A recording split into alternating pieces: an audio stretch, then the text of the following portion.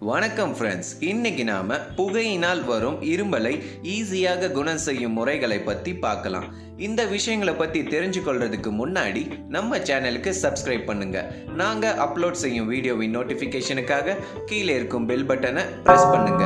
புகை அதிகம் பிடிக்கும் பொழுது வரும் இருமல் சாமானியமாக 15 அல்லது 20 நாட்கள் ஆனாலும் குறைவதில்லை. இந்த இருமல் சில பேருக்கு வறண்ட நிலைக்கு மாறி கஃபம் கட்டிவிடுகிறது. ஒருவேளை இப்படி ஆகாத பட்சத்தில் நாம் டாக்டரை பரிந்துரைக்கும் முன்னே நாம் வீட்டிலேயே சில வைத்தியங்களின் மூலம் சுலபமாக சரி செய்யலாம்.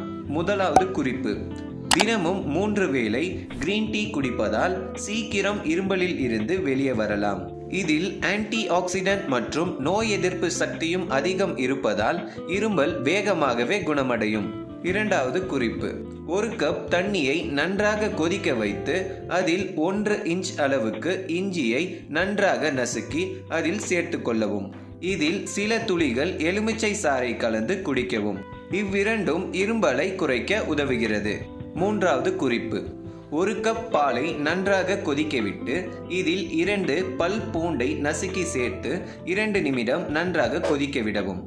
இதனை சூடாக இருக்கும் பொழுதே குடியுங்கள்.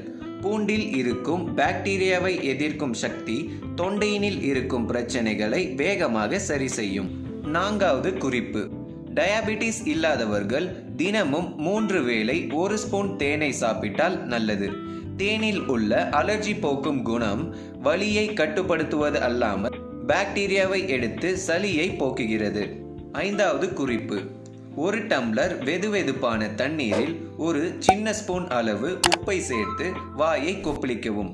தினமும் 3 வேளை இப்படி செய்வதனால் வாயின் எடுக்குகளில் உள்ள பாக்டீரியாவை சுத்தப்படுத்தலாம். எனவே இதை செய்வதின் மூலம் இருமலையும் குறைக்க முடியும். ஆறாவது குறிப்பு: மிக சுலபமான பரிகாரம் என்றால் தண்ணீரை குடிப்பது. தினமும் நம்மால் முடிந்தவரை தண்ணீரை குடிக்க வேண்டும். அதிலும் முடிந்தவரை சுடுதண்ணி குடிப்பது நல்லது. இதனால் தொண்டையில் உள்ள கஃபம் கரைஞ்சு சீக்கிரம் குணமடையும் வாய்ப்பு உள்ளது.